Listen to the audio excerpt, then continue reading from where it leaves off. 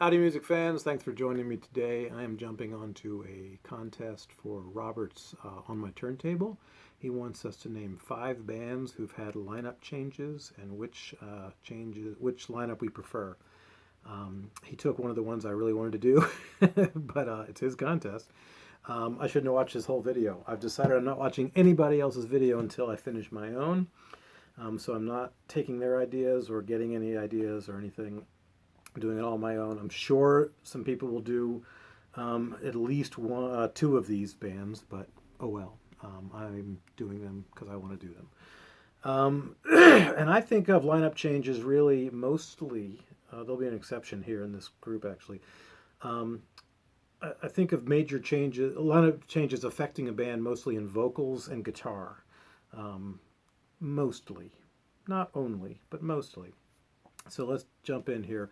Mott the Hoople had Ian Hunter as their main singer, songwriter, rhythm guitar player.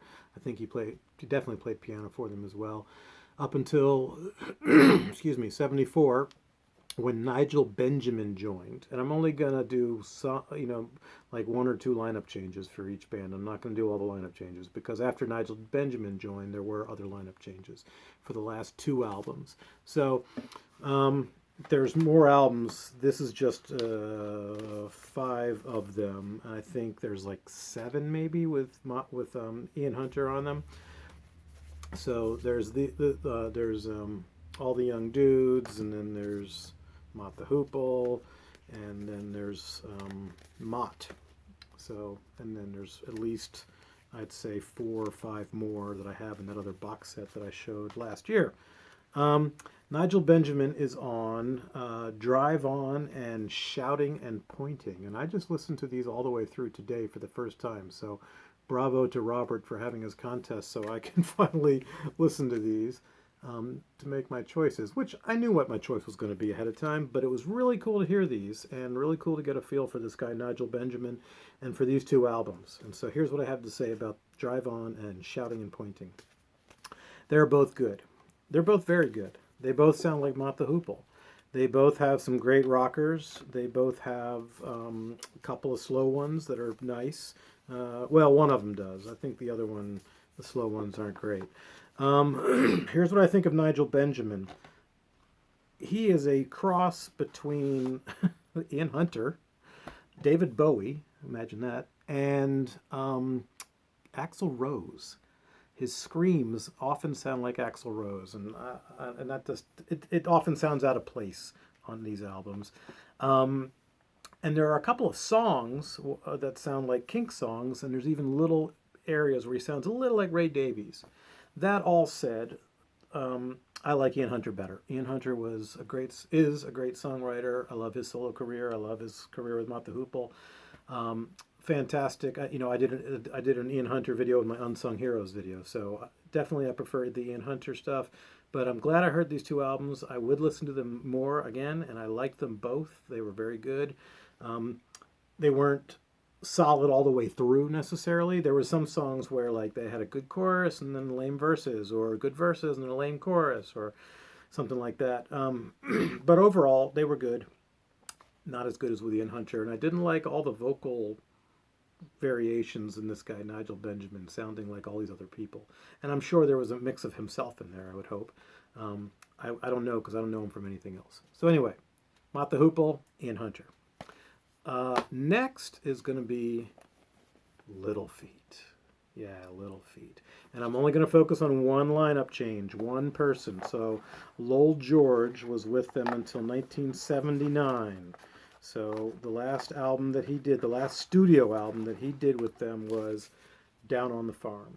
Okay, so he was with them for their first, 1, 2, 3, 4, 5, 6, a live one, 7, 8 albums. And he just has a certain character about him, not just because of the song Willin', which is one of their big ones, of course, or even Dixie Chicken or anything, but he just has he was a great singer, he's a great songwriter, a great guitar player. He was just fantastic. And when I don't remember if he left I think he left the band and then he died after he left the band, because he did at least one solo album. I have one. He might have done a couple. So then they get into this next one, Hoi Hoi, is a compilation. I don't even know if he's on it or not. I'm assuming he must be on it because it's a compilation that comes out right after he leaves and there's nobody else. So then they do these albums. Let It Roll is the next one. Quite a while later. 79 is Down on the Farm, and Let It Roll, I think, is 88 or something. I could be wrong, but I think it's something like that. And they definitely sound more like a kind of really polished bar band now. And they had a couple of hit songs on the radio from this, and they're good. These are the next albums, and I believe there are more after these. They're definitely still a good band. They still have.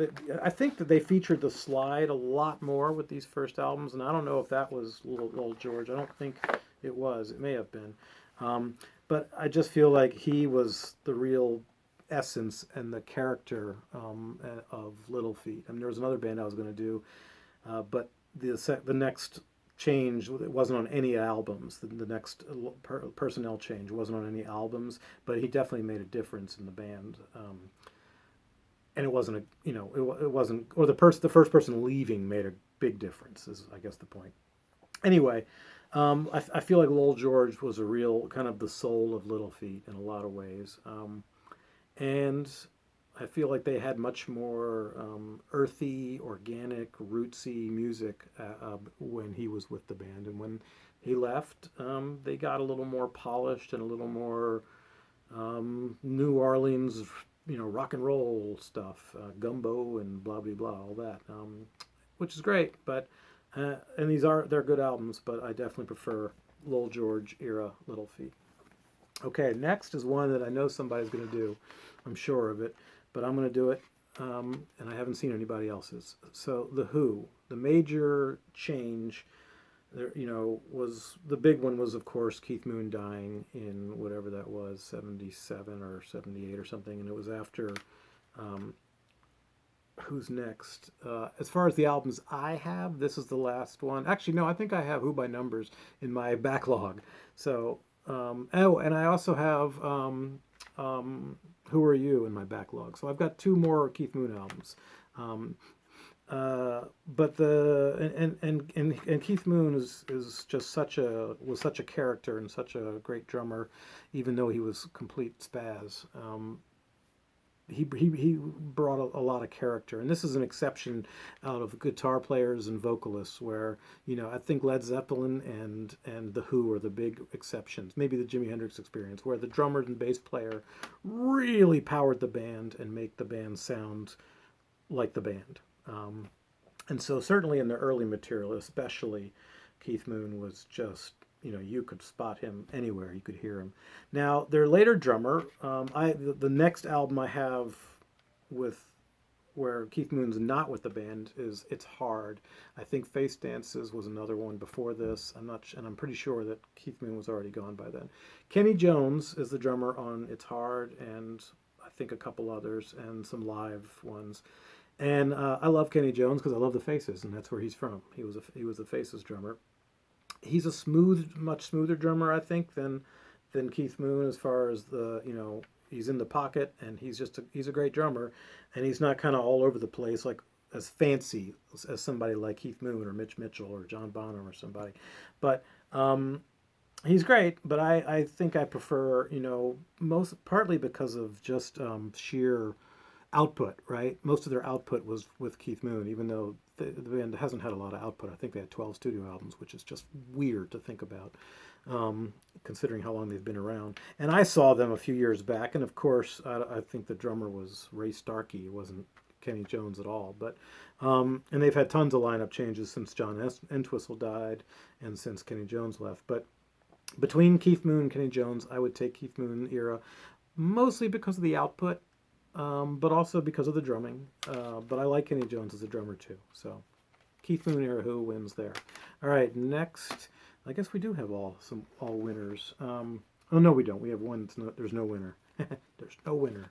All right, next is going to be the Runaways. I can only think of one other person who might pick this band in their picks.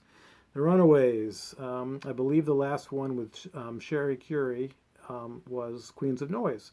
And I never liked Sherry Curie that much as a singer. It's funny though. I've recently been turned on to some of her later solo stuff by Gary at Physical Format Rock and Roll, and was kind of shocked. I like her a lot better in later years. With the Runaways, I didn't like her stage presence. I didn't like her dancing. I didn't like her singing all that much. I just didn't think she was that great.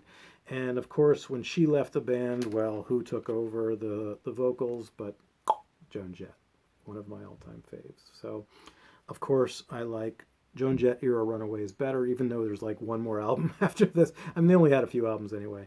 But Joan Jett, I think, really kind of helped shape and form that band along with Sandy West and maybe Lita Ford. But really, it was Sandy West and Joan Jett's band. They were the longest running members of the two. Sandy West longer than Joan even.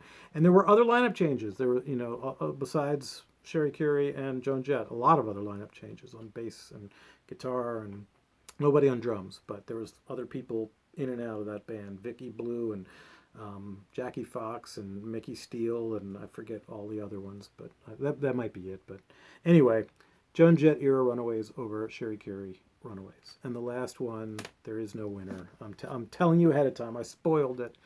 The Rolling Stones. I had to do the Rolling Stones. I'm sure somebody else will do the Rolling Stones. Let's take Satanic Majesty's Request as a Brian Jones era album, the last one, in my opinion, because he really didn't do much on Beggars at all. He didn't Beggars Banquet or on Let It Bleed, really. And that was a definitive change in their sound from their early 60s material to their golden run from 68 to 72, 73, in my opinion. And also, this doesn't represent their 60s material, really. It doesn't represent Brian Jones, but it's the last one they made with Brian Jones. This one, then they moved into the Golden Run, starting with Beggar's Banquet and Let It Bleed. And I'm not going to count those because Mick Taylor was not on those. Mick Taylor started with Sticky Fingers. He might have done something on Let It Bleed. I think he's done a little bit, but really his first album with them was really Sticky Fingers, and then he was on Exile. And Goat's Head Soup, and It's Only Rock and Roll. So those were ones where he was a major player. And of course, we all know he's fantastic. And there are many diehard Stones fans that those few years with Mick Taylor are the best. And then there's many diehard Stones fans, probably not as many, but many, and they're usually older guys that grew up with the band and actually went to see them in the 60s, that are Brian Jones. That's their favorite era. And then there's not as many people, I think, that are Ron Wood era people. And the first album he was on was Black and Blue and The Great Guitar Hunt. And some of the best guitar work on here isn't even Ron Wood's. Wayne Perkins does the solo on Hand to Fate, which is one of my all-time favorite Stones solos. But this is where Ron Wood picks up, and then he's with them today. He's still the new boy. He's only been with them, 40 years or whatever. And I gotta say, I fell in love with the Stones in 1980, and so I really grew up with Ron Wood, and I love the Faces, and I love Ron Wood. I love his solo stuff. He's very underrated as a singer, songwriter, guitar player, everything, slide player. And I mean, who's the most talented of them all? It depends what you want, right? I mean, Brian Jones could pick up any instrument and get something out of it, and he could play slide, and he was, a kind of a musical genius at the time in the era, in this little enclave of British guys that were all trying to play American blues and American music. He was one of the best.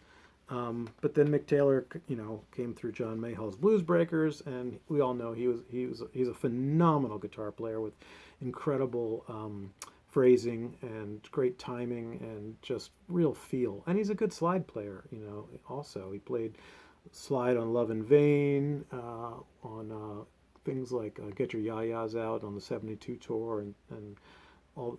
He's done more than just guitar. He's done slide as well. Ron Wood is an all-around kind of guy, again, like Brian Jones. He's played steel with them, lap steel. I don't think pedal steel, but he's played lap steel. He's played slide. He's played, I think, mandolin and ukulele. Not ukulele, mandolin. He does some backing vocals.